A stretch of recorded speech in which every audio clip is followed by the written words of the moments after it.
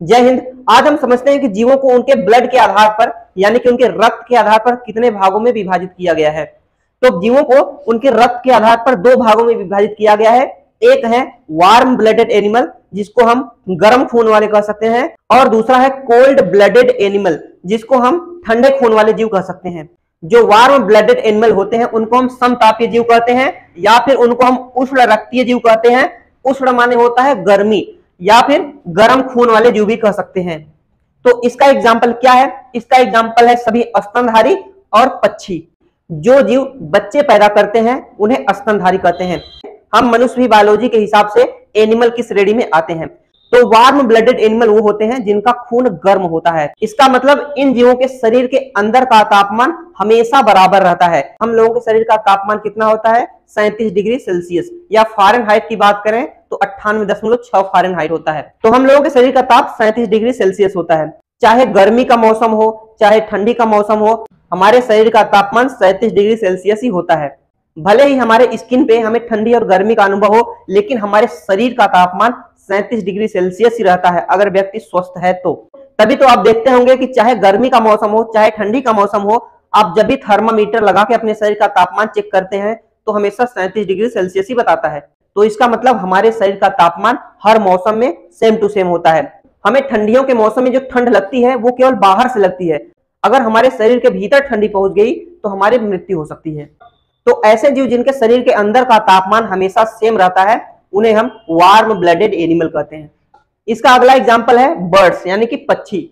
पक्षियां भी warm blooded animal की श्रेणी में आती हैं। अगर हम लोगों को ज्यादा ठंडी लगती है तो हम क्या करते हैं? कंबल ओढ़ लेते हैं, स्वेटर पहन लेते हैं, लेकिन पक्षियां तो ऐसे नहीं कर सकती। तो इसीलिए नेचर ने उनको पंख दिए हैं। पक्षियों में जो पंख होता है वो उनको शरीर को गर्म करने के लिए होता है। भले ही वो पक्षियां उस पंखों की सहायता से उड़ती हैं, लेकिन मेन काम उस पंखों का उनके शरीर को गर्म रखना है। हम ऐसे बहुत सारे एग्जाम्पल जानते होंगे जिनका मेन काम तो दूसरा है, लेकिन हम उनको किसी और काम में भी यूज कर सकते हैं। जैसे आप लोग ब्रश करते होंगे तो ब्रश मेन काम उसका है हमारे दांतों की सफाई करना, लेकिन वही ब्रश जब खराब हो जाता है तो उसी ब्रश की मदद से हम क्या करते हैं? साइकिल के रिंग में जो गंदगी लगी होती है उसको भी साफ कर सकते हैं। या फिर इस पेन का जो कैप है, ये पेन का कैप इसको सुरक्षित रखने के लिए होता है, लेकिन बचपन में हम लोग इससे सीटी बजाते थे। तो इसका मेन काम है इसको ढक के रखना, लेकिन इसका दूसरा काम है इसको सीटी बजा सकते हैं या फिर और कुछ कर सकते हैं। तो ऐसे ही पक्षियों में जो पंख है मेन काम है उनके शरीर को गर्म रखना, वो सेकेंडरी काम है, वो दूसरा काम है कि वो भले उससे उड़ सकती हैं। तो ये हुआ वार्म ब्लडेड एनिमल। अब आइए समझते हैं कोल्ड ब्लडेड एनिमल के बारे में। तो कोल्ड ब्लडेड एनिमल को हम बोलते हैं विषम तापीय यानी कि शीत रक्तीय जीव या फिर ठंडे खून वाले जीव। तो ऐसे जीव जिनका खून हर मौसम में एक जैसा नहीं रहता, यानी कि उसका तापमान एक जैसा नहीं रहता, तो ऐसे जीव होते हैं कोल्ड ब्लडेड एनिमल यानी कि शीत रक्तीय जीव, जिसको हम ठंडे खून वाले जीव कह सकते हैं। इसका एग्जाम्पल है कीट यानी कि सभी इंसेक्ट्स, और सरीसृप, सरीसृप यानी कि रेप्टाइल जो रेंगते हुए चलते हैं। और अगला है उभयचर, उभयचर यानी कि एम्फीबियन जो पानी और जमीन दोनों पे रह सकते हैं। आपने सांप को देखा होगा कि सांप गर्मी के मौसम में इधर उधर भागने लगते हैं, वो बिल में घुस जाते हैं या फिर ऐसी जगह ढूंढते हैं जहां पे ठंडी हो, क्योंकि गर्मी के साथ साथ उनका खून और भी गर्म हो जाएगा। अब गर्मी तो खुद ही पड़ रही है, उनका शरीर और भी गर्म हो जाएगा, तो फिर इधर उधर भागने लगते हैं, ठंड वाले प्लेस को ढूंढने लगते हैं। यही काम ठंडियों में भी उनके साथ होता है। ठंडी के मौसम में उनका खून बहुत ही ज्यादा ठंड हो जाता है, इसलिए वो हमेशा शांत पड़े रहते हैं और एक जगह ही स्थिर रहते हैं। इसलिए ठंडियों में हमें जल्दी सांप देखने को नहीं मिलते।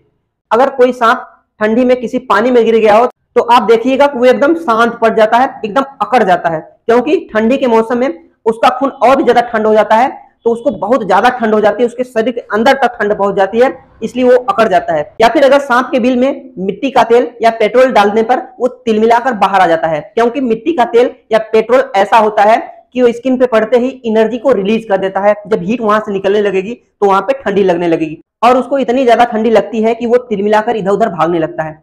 तो ऐसे ही जोंक या केचुए के ऊपर नमक डालने पर वो भी छटपटाकर तिलमिलाने लगता है। तो ये सब है कोल्ड ब्लडेड एनिमल।